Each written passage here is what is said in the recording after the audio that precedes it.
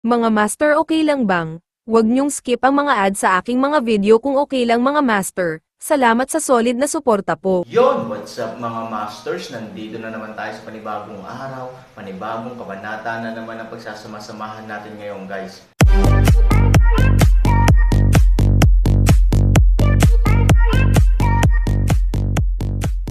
Bali mga masters, kung bago ka pa lang po sa aking YouTube channel, please click the subscribe button, lalong-lalo na po yung notification bell guys, para maging connected pa rin tayo sa isa't isa at maging updated kayo sa mga susunod ko pang video. Bali mga masters, bago natin umpisahan ng kwento ay mag-shoutout po muna tayo para sa mga solid nating tagapakinig. Shoutout kay Jory Duhodires. Shoutout kay Jason De Guzman. Yun na nga mga masters, no? Bali hindi na ito patagalin. In 3, 2, 1, let's go! Nang ibuka ni Aaron ang kanyang bibig at bumantong hininga, sa oras na ito, sa wakas ay dahan-dahan niyang binuksan ang kanyang mga mata. Bagamat walang pakialam ang kanyang mga mata, kitang-kita na may hindi maalis na liwanag sa kanyang mga mata. Ang mga mata ni Fang Fo ay gawa ng langit at lupa. Malinaw at malinaw ang mga ito, at kayang obserbahan ang lahat ng bagay. 3 araw na akong hindi nagpa-practice. Siguro kasalanan ko na hindi nag-practice ng maraming taon. Talagang kasalanan ng puso ko. Isang tunog ang dumating ng dahan-dahan. Nakahiga doon si Sheng Yuan sa sulok, tulad ng isang nasa katanghaliang gulang na dekadente na nakababa at nasa labas. Gayunpaman, ang 3 araw na ito ay ang pinakakawili-wili para sa akin sa isang kahulugan.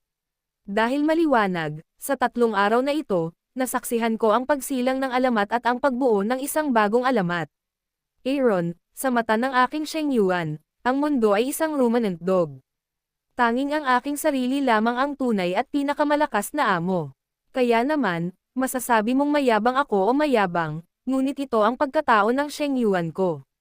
Gayunpaman, sabi ng isa, Aaron, hindi ganoon ang iyong anak sa paningin ko. Ikaw ang unang taong hinahangaan ko ng tame time. Hehe, sa loob lamang ng 3 araw, si Liang Yitianshu ay lubusang natutunan ng iyong anak. Kung alam mo ito, natural na alam mo na ang banal na kasanayan ni Laozi ay laban sa langit. Kung hindi mo alam ito, sa palagay mo ito ay ang pagbabasa ng paliwanag ng ang bulwagan ng mga bata. Anak ka, okay. Dahil doon, direktang nag-thumbs up si Sheng Yuan. Maling sabi ng matanda, ngumiti si Aaron, tumingin pabalik sa Sheng Yuan sa sulok at sinabing, lahat ito ay mabubuting turo ng mga nauna, na walang kinalaman sa Aaron. At saka, kumpara sa iyo, ano ang punto ko? Hindi ba't malaking kutsilyo ito sa harap ni Gonggang? Hehe, bakla ka, karaniwan mong ibinabaling ang mukha mo kapag itinaas mo ang iyong pantalon. Ano ka ba kumpara sa akin?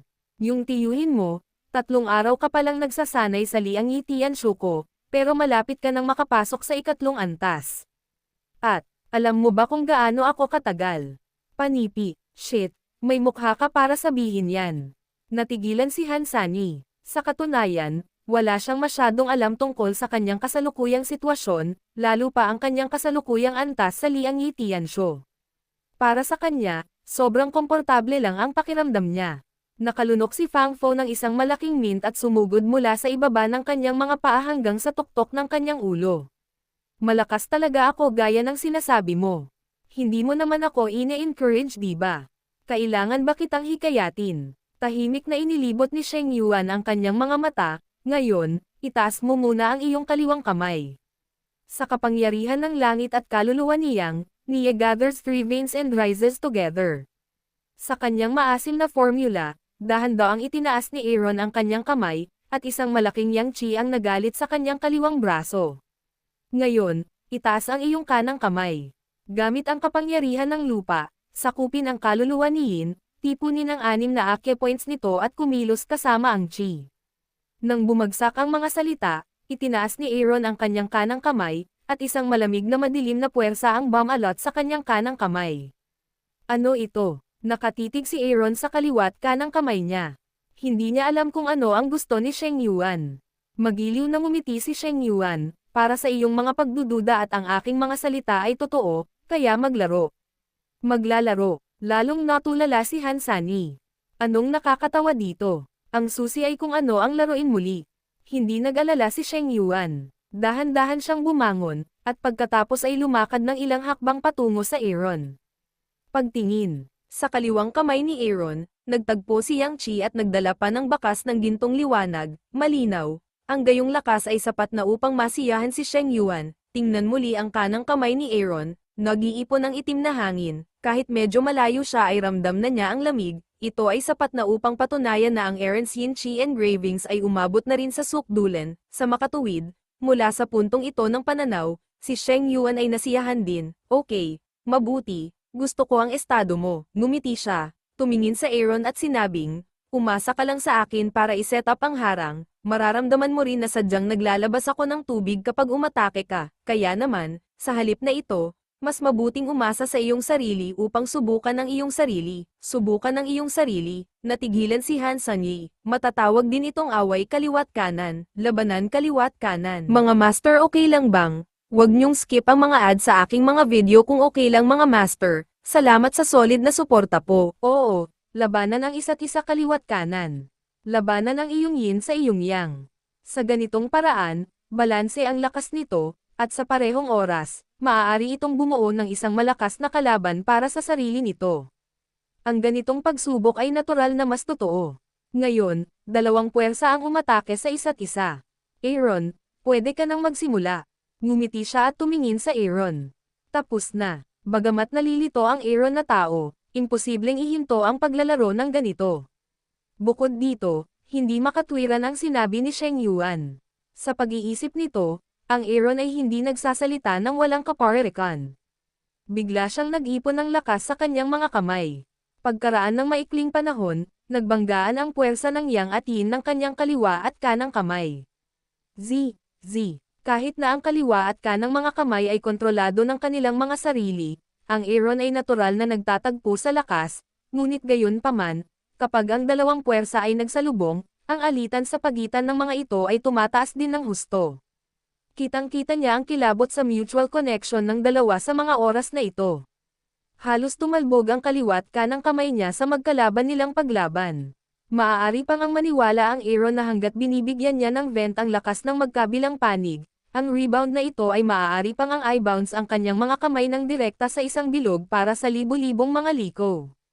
Nang makita ang nahihiyang hitsura ni Aaron ngayon, ngumiti si Sheng Yuan, walang duda na kung magmadali kang bawiin ang iyong lakas ngayon, ang lakas ng pagsabog na nalilikha ng paghaharap sa pagitan ng dalawang puwersang ito ay maaaring direktang pumutok sa iyo sa slag ng walang laman na mga kamay at proteksyon sa sarili.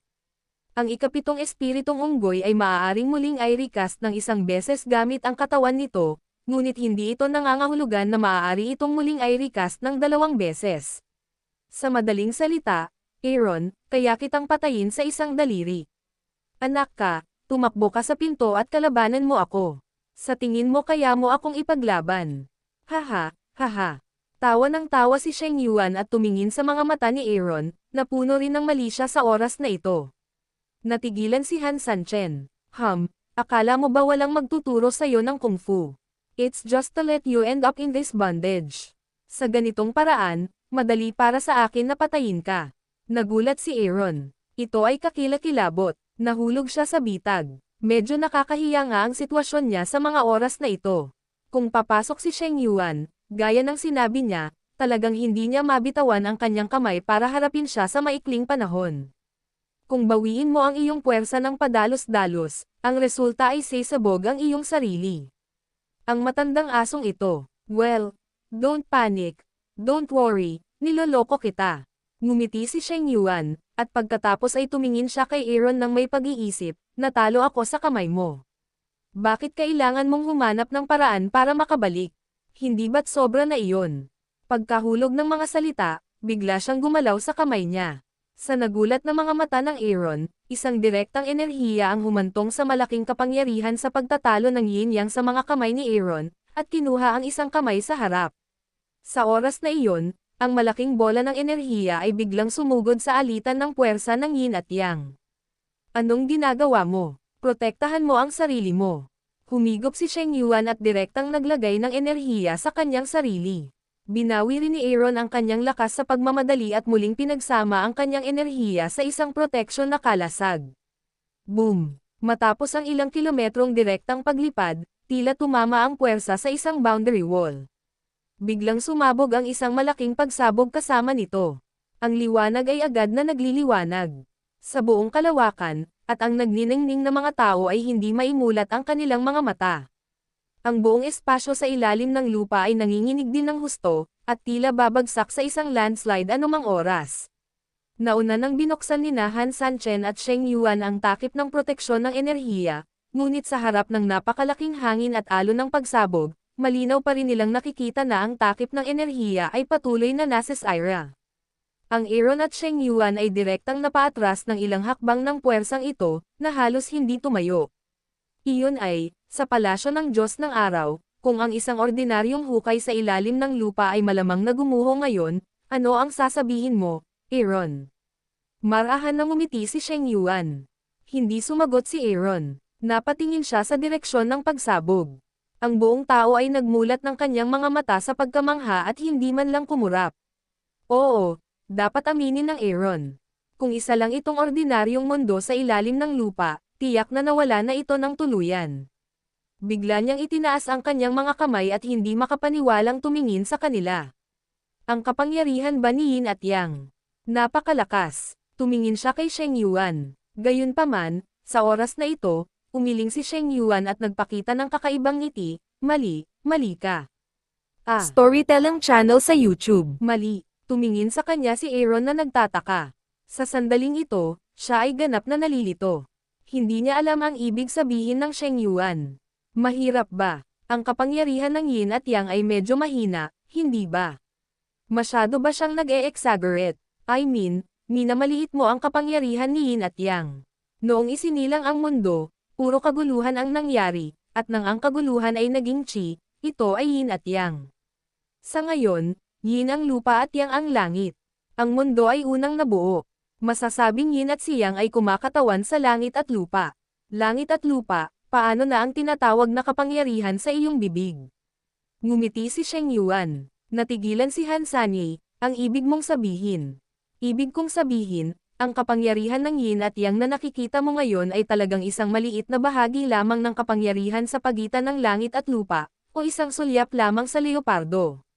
Mayroon ka pa ring malayo pa ang mararating sa hinaharap, at ang kapangyarihang makukuha mo ay natural na magiging mas walang katapusan sa hinaharap.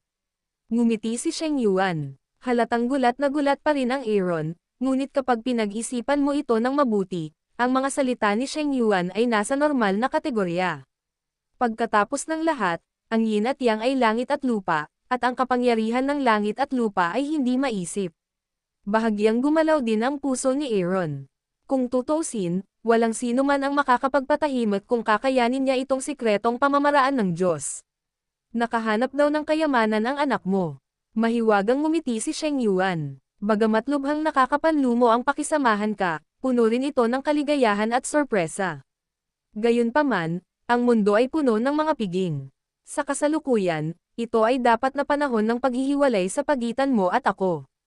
Pumunta ka at sirain ang hanay ng tsismis, upang ang lahat ng bagay dito ay maging mahinahon at ang mga kaluluwa dito ay malaya sa sakit. Nang itaas ni Sheng Yuan ang kanyang kamay, biglang umungal ang buong espasyo. Ang sumunod na segundo, isang sinag ng araw ang bumaril mula sa tuktok ng kanyang ulo at diretsyong bumaba.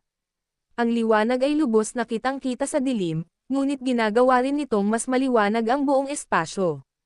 Pagkatapos ng mas malapitang pagtingin, ang Aaron ay natigilan ng makitang sa katunayan, ang liwanag ay hindi isa, ngunit dalawa. Ngunit ang isa sa mga ilaw ay talagang itim na ilaw, ganap na nakatago sa dilim, na mahirap matukoy ng ilang sandali. Ilipat, malamig siyang ngumiti at winegaywe ang isang kamay.